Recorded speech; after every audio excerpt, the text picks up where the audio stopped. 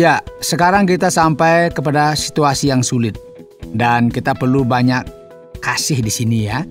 Oleh karena kumpulan orang percaya memiliki berbagai gagasan yang berbeda ketika berbicara mengenai bahasa roh, nubuatan, dan karunia karismatis. Saudara pendengar, bersama dengan saya, Oti Priambodo dalam program Jalan 66.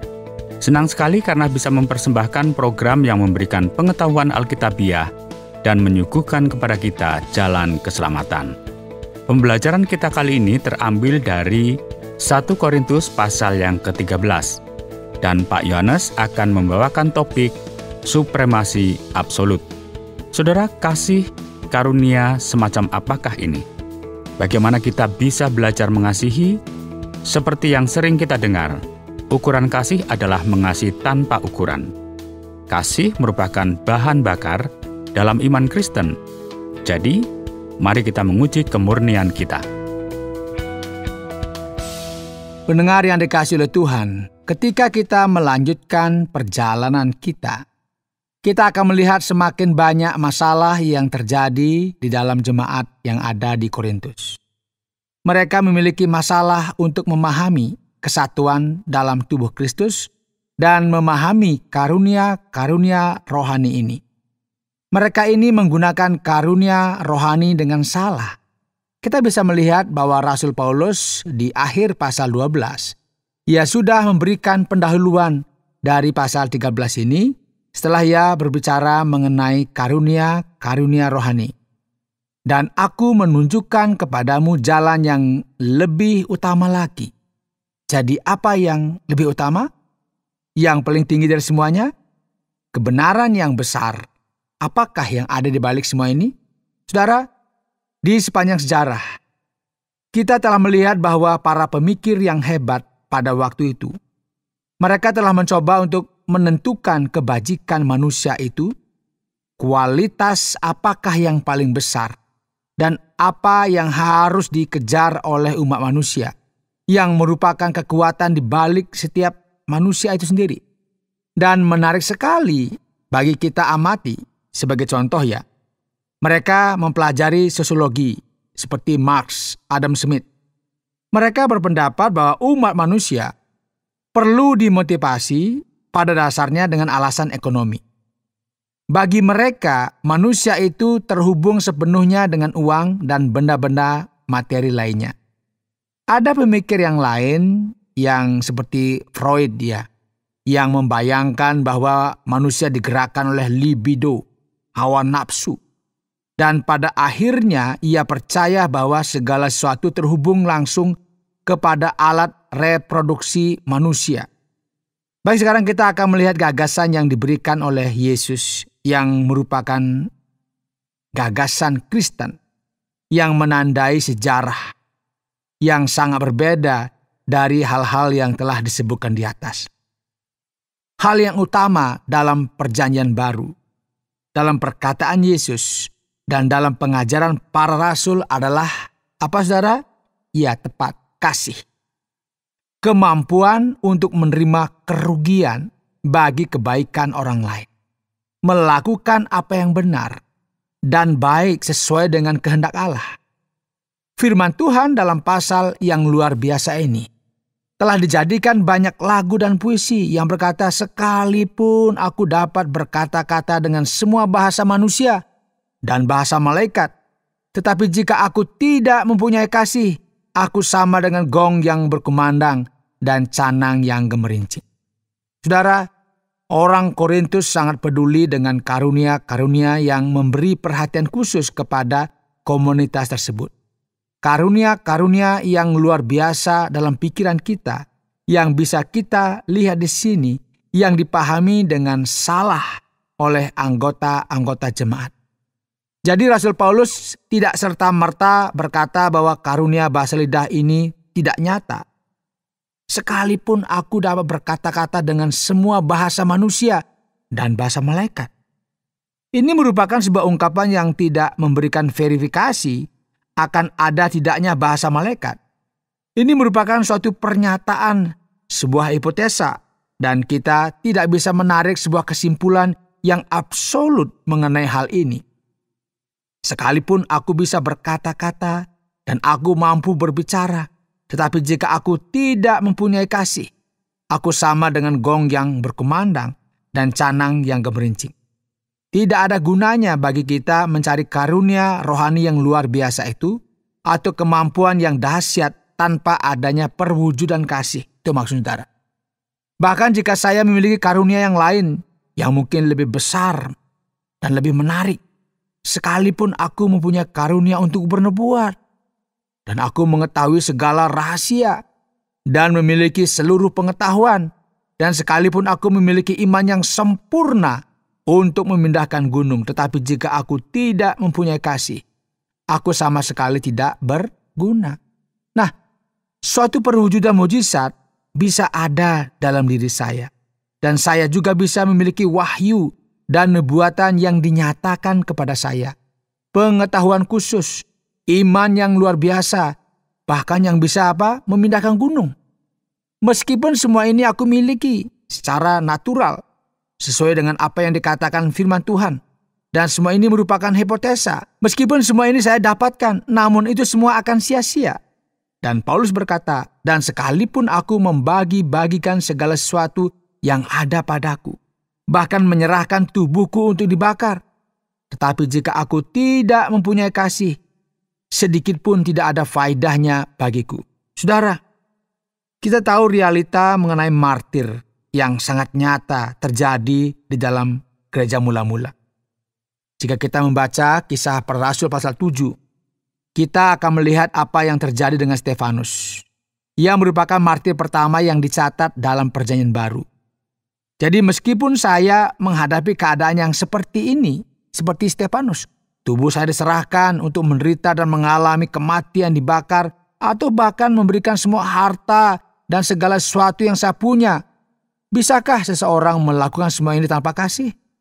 Tanpa kasih semua ini tidak akan berarti apa-apa. Firman Tuhan menjelaskan dengan jelas mengenai esensi dari iman Kristen yang harus serupa dengan Yesus, yaitu apa saudara? Kasih. Menarik jika kita berbicara mengenai sejarah. Manusia berpikir bahwa kekuasaan, penggunaan kekuatan dengan paksa, atau dengan supremasi politik, dan hal-hal lain merupakan arti dari kekuasaan yang sesungguhnya. Namun iman Kristen akan bertolak ke arah yang berbeda, dengan menyatakan bahwa sesuatu yang dapat menggerakkan dan mengubahkan umat manusia adalah dengan memiliki sebuah jalur yang benar yang disebut dengan kasih. Kasih adalah kemampuan untuk menyerah, kemampuan untuk menempatkan seseorang di tempat yang pertama. Kasih itu mampu memberikan perhatian kepada orang lain yang sejati tanpa mementingkan diri sendiri, sama seperti apa yang dilakukan oleh Yesus. Firman Tuhan berkata, kasih itu sabar. Apa yang merupakan karakteristik dari kebajikan yang merupakan inti atau esensi dari iman Kristen? Kasih itu sabar. Kasih itu murah hati. Ia tidak cemburu. Ia tidak memegahkan diri dan tidak sombong. Ia tidak melakukan yang tidak sopan dan tidak mencari keuntungan diri sendiri. Ia tidak pemarah dan tidak menyimpan kesalahan orang lain. Ia tidak bersukacita karena ketidakadilan, tetapi ia bersukacita karena kebenaran. Ia menutupi segala sesuatu, percaya segala sesuatu, mengharapkan segala sesuatu, sabar menanggung segala sesuatu. Saudara, mari kita memperhatikan bahwa kasih jelas sekali diekspresikan oleh Rasul Paulus dalam beberapa ayat yang pertama dan menunjukkan sebuah karakteristik dengan elemen-elemennya yang penting dan jelas. Perhatikan saudara, pertama-tama kasih itu mementingkan orang lain. Tidak berfokus kepada diri sendiri. Kasih mengendalikan perasaan negatif. Oleh karena itu kasih tidak menyimpan kesalahan dan tidak mudah menjadi marah dan dendam. Kasih bisa menjadi sesuatu yang positif dalam kaitannya membawa sukacita, membawa dinamika, dan menolak apa yang salah dan negatif. Kasih memiliki kemampuan untuk memikirkan orang lain. memahami keadaan yang kita biasanya kategorikan sebagai batasan kita. Dan di sini kita memiliki keadaan yang ada dalam batas kita. Ia menutupi segala sesuatu, percaya segala sesuatu, mengharapkan segala sesuatu, sabar menanggung segala sesuatu. Jadi kualitas seperti apakah yang dimiliki oleh kasih ini? Kasih tidak berkesudahan. Hanya kasih sajalah yang kekal. Supremasi yang absolut adalah kasih. Kita bisa tertarik akan nubuatan atau pesan dari Allah, nubuat akan berakhir. Demikian dikatakan ayat 8. Mungkin kita tertarik dengan sebuah manifestasi dari berbicara dalam bahasa roh. Namun hal-hal ini akan tetap ada. Nubuat akan berakhir. Bahasa roh akan berhenti. Pengetahuan akan lenyap. Nubuat dan karunia bahasa roh merupakan sesuatu yang terbatas. Berbeda dengan kasih. Sebab pengetahuan kita tidak lengkap dan nubuat kita tidak sempurna. Tetapi jika yang sempurna tiba, maka yang tidak sempurna itu akan lenyap. Ketika aku kanak-kanak, aku berkata-kata seperti kanak-kanak. Aku merasa seperti kanak-kanak. Aku berpikir seperti kanak-kanak. Sekarang sesudah aku menjadi dewasa, aku meninggalkan sifat kanak-kanak itu. Saudara, Paulus berbicara mengenai ekspresi dari karunia ini. Nubuat, bahasa lidah, dan pengetahuan. Semua ini berkaitan dengan intervensi Allah yang luar biasa. Karunia ini sangatlah penting dalam peranan sejarah gereja. Dan hal-hal ini memiliki peranan ketika yang sempurna itu belum datang. Dan mungkin sekali bahwa ini merupakan referensi dari kedatangan Kristus untuk yang kedua kalinya. Kasih melampaui waktu. Oleh sebab itu, saudara, kita perlu mengerti apa yang lebih penting.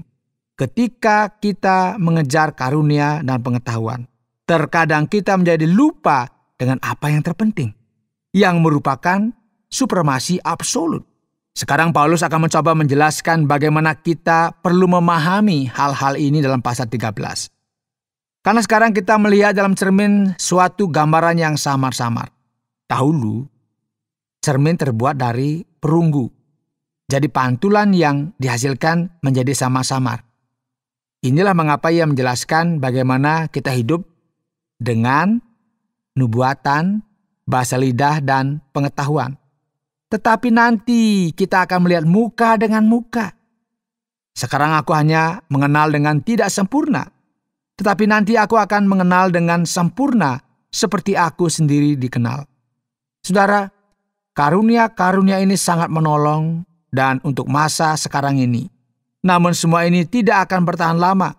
Karena semua ini hanya bersifat sementara saja. Oleh sebab itu, apa yang kita lihat hanyalah sebagian saja.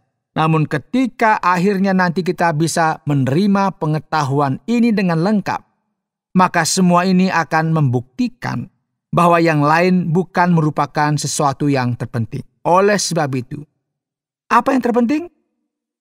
Apa yang kita perlukan dalam hidup kita?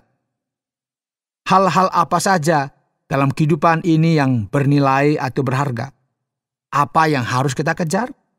Paulus mengakhiri pasal ini dengan memberitahu kita sesuatu yang luar biasa, yang menjadi tujuannya. Ia berkata, demikianlah tinggal ketiga hal ini, yaitu iman, pengharapan, dan kasih. Dan yang paling besar di antaranya ialah kasih. Kita percaya kepada Kristus dengan beriman. Kita hidup dengan sebuah harapan akan masa depan yang baik, yang suatu hari nanti akan ditetapkan oleh Allah sendiri, dan kita hidup dalam sebuah pengharapan. Kita digerakkan dan dimotivasi, dan kita harus menjalani kehidupan kita berdasarkan kasih. Pendengar yang dikasihi oleh Tuhan, apa yang menjadi keinginan terbesar dalam hati saudara? Apakah yang terbesar itu adalah kasih? Ya, sudah seharusnya seperti itu. Supremasi yang absolut adalah kasih, sesuai dengan apa yang telah diajarkan oleh Tuhan kita, Yesus Kristus.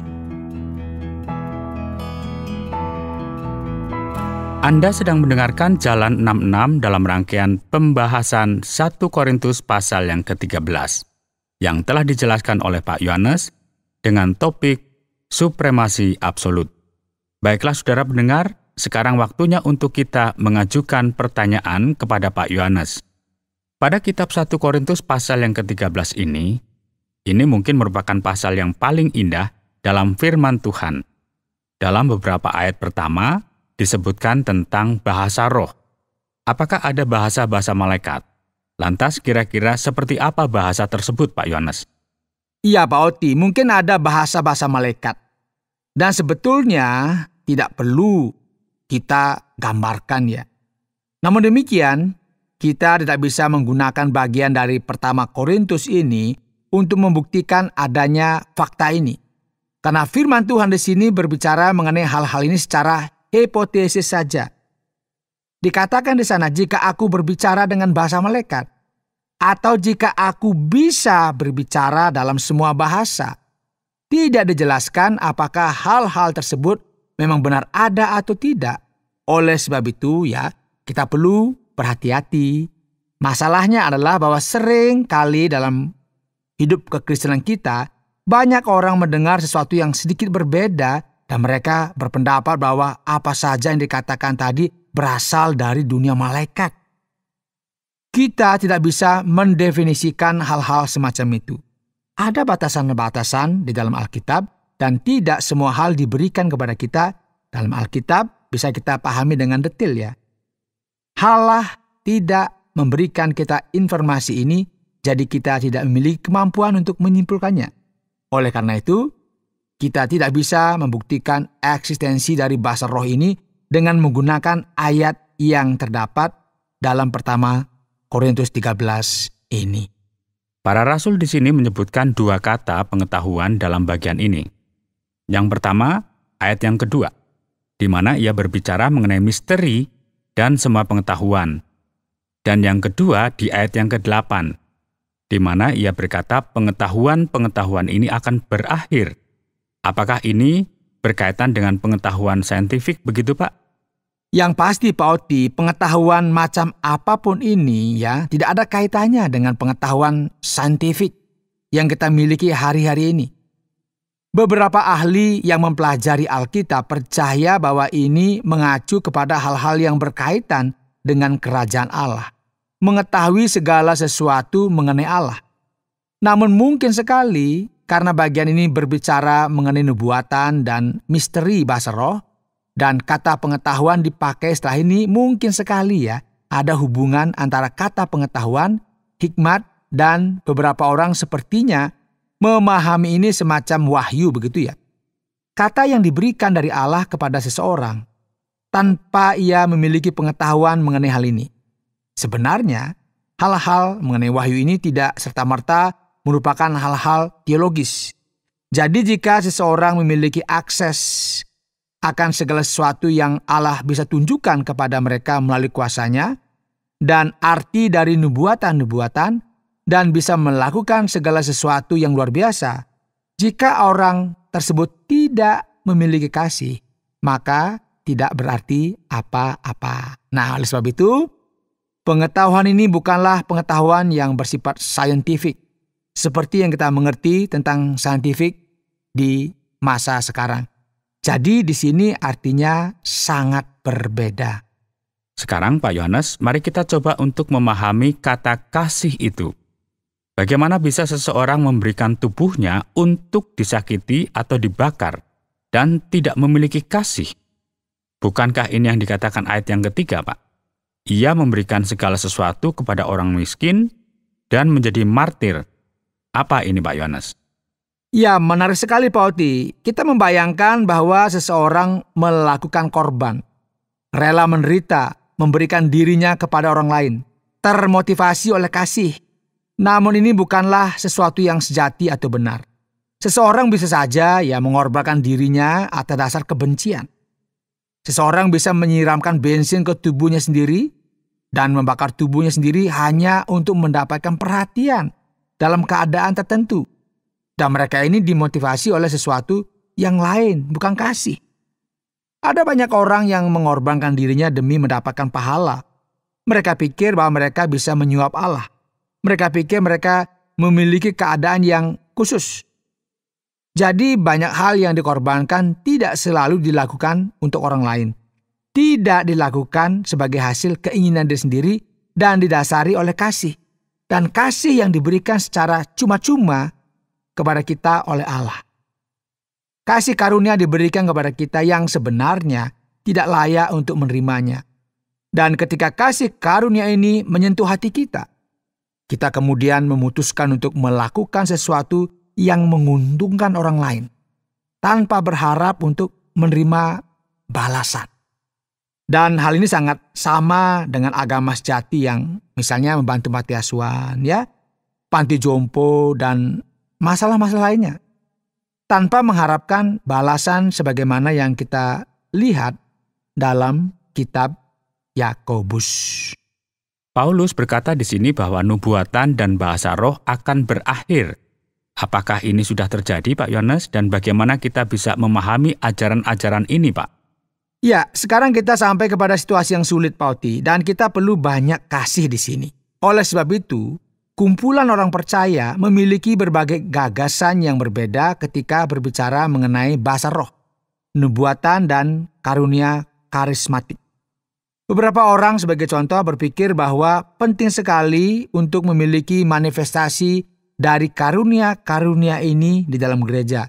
Sementara yang lain beranggapan bahwa mereka menghargai hal ini, namun tidak menonjolkan hal-hal ini terlalu banyak. Dan ada juga orang-orang yang percaya bahwa hal-hal ini tidak ada lagi.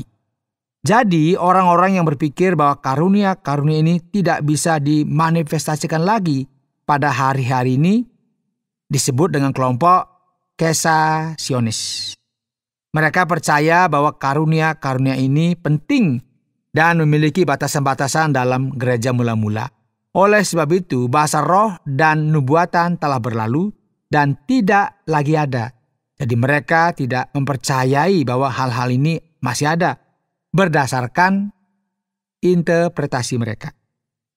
Namun jujur, saya tidak berpikir bahwa pendapat ini banyak disetujui oleh para ahli. Firman Tuhan di sini tidak berkata bahwa setelah masa gereja mula-mula, hal-hal ini tidak akan ada lagi. Tidak. Dan hal ini tidak berarti bahwa kita bisa melakukan mujizat kembali dengan intensitas yang sama sekarang. Perlu keseimbangan di sini, saudara.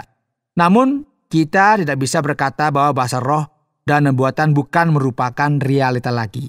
Penting sekali untuk kita berhati-hati karena banyak hal di luar sana yang tidak benar.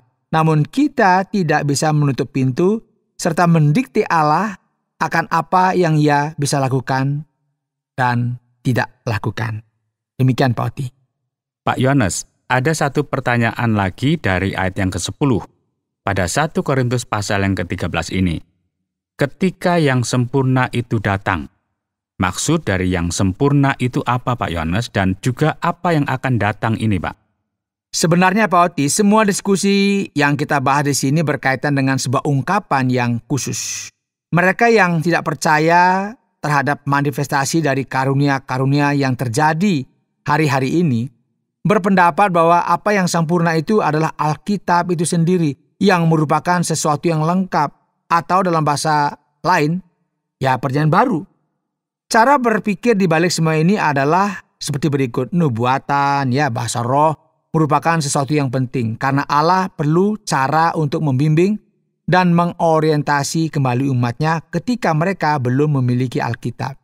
Nah sekarang kita memiliki perjanjian baru secara lengkap sehingga hal-hal tersebut tidak lagi kita perlukan. Namun jika kita memperhatikan di sini, keseluruhan konteks ini tidak berbicara mengenai hal ini. Ini yang penting. Paulus berkata bahwa berkaitan dengan apa yang akan kita lihat pada ayat-ayat berikutnya, pengetahuan selanjutnya ini sepertinya merupakan sesuatu yang berkaitan dengan kekekalan. Tetapi nanti aku akan mengenal dengan sempurna, seperti aku sendiri dikenal. Jadi akan lebih masuk akal untuk memahami bagian ini, yaitu bahwa yang sempurna itu merupakan referensi akan kedatangan Kristus yang kedua kali yang merupakan sesuatu yang samar-samar, seperti bayangan pada cermin. Sehingga kita tidak bisa berkata bahwa ini merupakan referensi dari Alkitab atau hal-hal lainnya. Ini sepertinya menjadi kesimpulan yang lebih tepat. Jadi, untuk kita bisa mengakhiri pelajaran kita kali ini, mari kita berbicara sedikit lagi mengenai kasih. Apakah ini merupakan sebuah karunia? Apakah ini juga diberikan kepada semua orang? Atau ini merupakan sesuatu yang spesifik dan terlarang, dan hanya diberikan kepada beberapa orang saja? Ya, Pak Oti, kasih ada di setiap esensi dari iman Kristen. Setiap orang Kristen harus memahami bahwa ini merupakan sebuah jalan yang harus diambil oleh setiap kita. Orang-orang Korintus perlu mengetahui hal ini, demikian juga kita semua. Terima kasih banyak Pak Yohanes atas setiap jawaban yang sudah diberikan.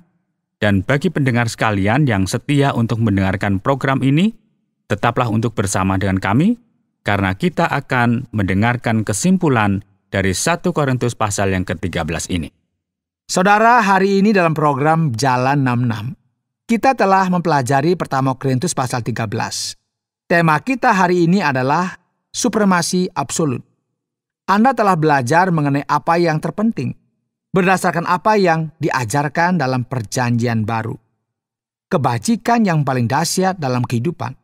Dan seringkali kita berpikir bahwa bagi kita menerima kebajikan semacam ini tentu merupakan suatu yang sulit dan rumit. Dan kita bisa melihat dalam perjanjian baru, semua ini cukup sederhana. Seseorang hanya bisa mengasihi jika hati mereka terbuka kepada kasih. Hanya orang yang memahami kasih karunia Yesus Kristus saja dapat memberikan kasih. Dan kasih bisa menjadi realita dalam kehidupan kita dan di dalam hati kita. Penting sekali bagi kita memahami apa arti keselamatan itu. Saudara pendengar, karena waktu yang tidak memungkinkan, kita akhiri program Jalan 66 kali ini. Kami menantikan Anda untuk tetap mengikuti pelajaran berikut dalam lanjutan pembelajaran Alkitab yang memberikan pelajaran menyeluruh tentang firman Tuhan.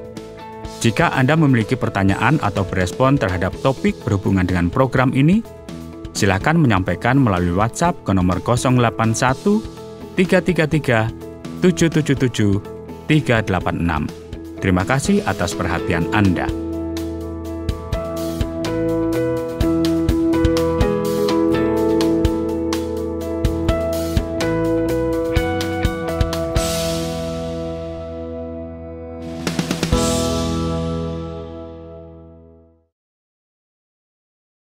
Terima kasih Anda sudah mengikuti program kami. Jika Anda diberkati, jangan lupa like, komen, dan share supaya Anda tidak ketinggalan setiap program terbaru kami. Jangan lupa juga untuk subscribe channelnya dan nyalakan loncengnya.